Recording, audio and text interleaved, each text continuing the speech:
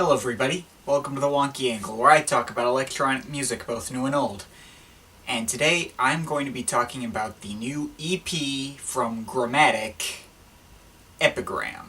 So, Gramatik is the alias for Denis Jeserevic, the electro hip-hop soul artist from Slovenia. I first heard about this guy from his releases on the Pretty Lights music label, and like many of the other names on the PLM label, I was briefly really into him, and then eventually got sick of him, dropped him out of rotation entirely, and never really came back to him at all. But unlike Pretty Lights or any of his other colleagues, I was able to pin down why Gramatik wasn't holding up to repeat listens much more quickly than any of the other artists. You see, this guy has a series of albums called Street Bangers. Now, these albums are enjoyable enough, but they are formulaic as hell. All he does is take a sample, loop it a couple of times, and add a beat on top. And it's the same tempo almost every time as well. His releases outside the Street Banger series changed things up more often and made things more interesting, but once I caught on to his formula abuse, it only went downhill from there.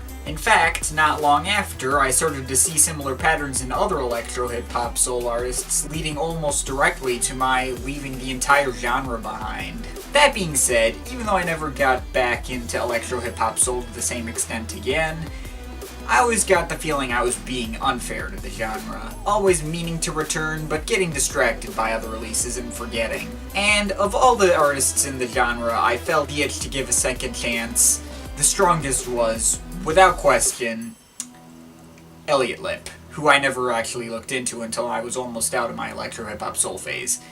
But a close second to Gramatik, since he was the guy who started this whole mess. So now that this guy has this new EP blowing up, I decided to give him that second chance. So, how did that go? Well, I'll go down his discography so far. Extremely formulaic, but it's pretty decent. Pretty good, a little more fleshed out than the Street Banger stuff, but kind of forgettable. Uses the same formula as before, but surprisingly pulls it off better than Volume 1. Two really good songs here, The Unfallen Kingdom and Late Night Jazz. And I guess to a lesser extent Epic Destiny, but nothing special otherwise. I think the formula started to wear thin around here, but there are a couple of standouts. This is the first real album from him, much more intense and better thought out than any of the material found on the Street Bangers albums. That being said, this album really only came off to me as mediocre. Also known as Street Bangers Volume 3.5. This was actually my introduction to the guy, so I get a little extra nostalgia on top, but otherwise it's only slightly above average for these. This is a straight techno album. Did not see that coming. This is Gramatik's attempt at sounding like Bass Nectar. I like the motivation behind the EP, you know, fight the power and all that, but I don't know, the actual music isn't actually that great. Okay, at this point, the formula just collapsed. I suppose it's more surprising that he got it to last as long as it did without getting stale, but man, this was disappointing. And this album is actually way better than I remembered. Better variety, well thought out individual songs, definitely his best work to date. Which brings us to this EP here. So I guess the final word on Gramatik is that he's overall pretty frustrating, sometimes disappointingly formulaic and boring, but with bursts of real quality here and there. Though most of his stuff is just kinda mediocre to me. His Age of Reason album from 2 years ago was actually pretty great. So I had my fingers crossed that maybe he could show off some of that variety and creativity here on this EP. So, how did it turn out? Well, on one hand, this is nothing new for the guy, but on the other hand, yes, it sounds like the Age of Reason. As such, it has pretty much all the same strengths and weaknesses that that album had, just squished into a smaller space. I suppose it's not a straight rehash though. This EP does have a little more of a bend on straight hip-hop, and I think the variety might be a little bit better here than on Age of Reason, just in general. Going down track by track, we begin with the intro Tempus Illusio. This is a surprisingly more ambient track, with some big pads, a shifty bass line, and a couple of plinky synth melodies here and there. It's a big, epic, almost orchestral build-up to the next track, Satoshi Nakamoto. This track, on one hand, has the same drum beats found on 75% of the Street Bangers tracks, but on the other hand has a much more tangible feel to it, with a real horn section and two rappers, Adrian Lau and Probcause, who really steal the show on this track. It's a really fun and amazing track overall. War of the Currents is an instrumental, mostly centered around Gramatik and his dubstep chops. On one hand, it does kind of remind me more of the stuff on No Shortcuts than the more impressive stuff of his like Blue Step on The Age of Reason. But once again, the more tangible feel helps it in the long run. Native Son is a more chilled out track featuring the vocal talents of Orlando Napier, who I believe is best known for his appearance on The Age of Reason, and none other than Raekwon the Chef of Wu-Tang Clan. This track admittedly didn't do much for me at first, but it's grown on me with repeated listens. I just like the more relaxed feel it's got. Then there's Native Son Prequel, which aside from the reprisal of Orlando Napier, doesn't actually sound anything like the previous track. It's much more bombastic and upbeat.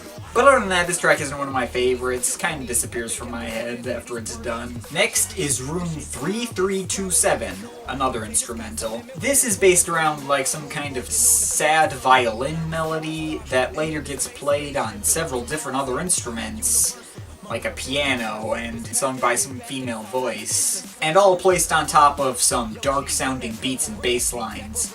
Definitely one of the more memorable tracks on here. Eat Liver is another more up-tempo and fun track, featuring the industrial band Laibach, or Laibach?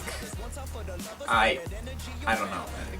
Slovenian. This track reminds me more of some of the faster tracks on The Age of Reason, like Pardon My French, with maybe some added grittiness here and there, with voices processed to sound like electric guitars, and of course the live keyboards and horns certainly don't hurt. And Gramatik's dubstep stuff is actually pretty cool here too.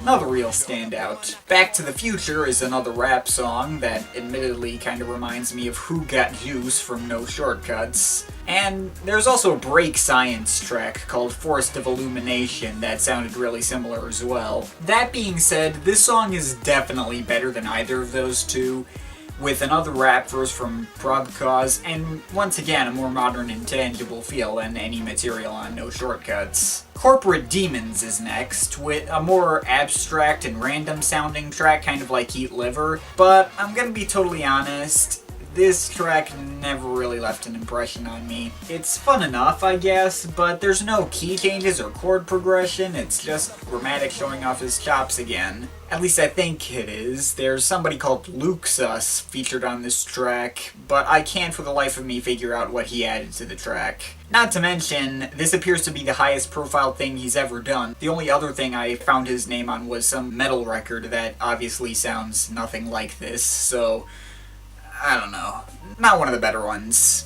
Thankfully, we finished the album with a much more memorable track, the dramatic and chilled-out Anima Mundi featuring Russ Liquid. This track has kind of a movie soundtrack feel going for it, with lots of different live instruments, from a horn section and keyboards to a harp and a flute. I really like this track, and it makes for a very effective and memorable ending. So, overall, I definitely liked this EP quite a bit. While it's obviously not as good as The Age of Reason, I feel like that's really only because of its length and not because of its content. I really like the variety on here, and I really like how it has a very real and tangible feel to it that I don't usually get out of Gramatik. While it's not solid gold all the way through, it is definitely worth your time, and I think it's one of my favorite releases from the guy to date. Overall, I'm feeling a 7.7 out of 10. Favorite track, Satoshi Nakamoto, Native Son, Room 3327, Eat Liver, Anima Mundi. Least favorite track, Corporate Demons. But of course, this is just my opinion. You can feel free to disagree with it. But I'd like to hear your thoughts, so leave the comments in the comment thing down there. But yeah, that's pretty much it. That's all for today. See you next time.